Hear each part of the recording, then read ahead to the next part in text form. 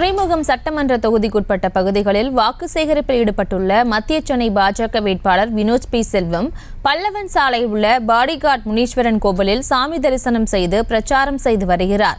இது குறித்த கூடுதல் விவரங்களை எமது செய்தியாளர் லதா வழங்கிட கேட்கலாம். லதா, வணக்கம். மேலும் விவரம். வணக்கம்.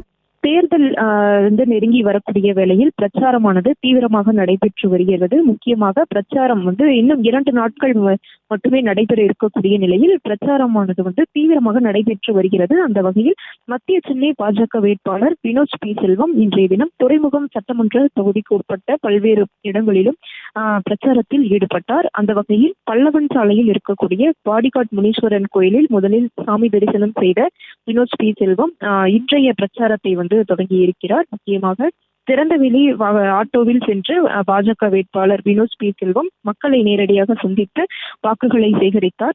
மக்களை நேரடியாக சந்தித்த அவர் அந்த தொகுதி மக்களினுடைய தேவைகள் என்னென்ன, அவர்களினுடைய பிரச்சனை என்னவாக இருக்கிறது என்பதையெல்லாம் கேட்டறிந்து தாமரை சின்னத்திற்கு தொடர்ந்து வாக்குகளை சேகரித்து வருகிறார். அதே போல கடந்த 10 ஆண்டுகளில் மத்திய அரசானது தமிழகத்திற்கு என்னென்ன நலத்திட்டங்களை செய்திருக்கிறார்கள் என்பதை குறிப்பிட்டும், அதே போல திமுக எம்பியாக இருக்கக்கூடிய தயாநிதி மாறன் அந்த தொகுதிக்கு என்னென்ன விஷயங்கள் செய்யவில்லை என்பதை மக்களிடம் எடுத்துரைத்தும் தொடர்ந்து தாமரை சின்னத்திற்கு வாக்குகளை சேகரித்து வருகிறார். அந்த வகையில் இன்றைய தினம் துறைமுகம் சட்டமன்ற தொகுதிக்கு உட்பட்ட பகுதிகளில் வாக்குகள் சேகரிப்பில் ஈடுபட்ட அவர் முதலில் பல்லவன் சாலையில் இருக்கக்கூடிய பாடிகார்ட் முனீஸ்வரன் கோயிலில் சாமி தரிசனம் செய்து இன்றைய பிரச்சாரத்தை தொடங்கியிருக்கிறார்.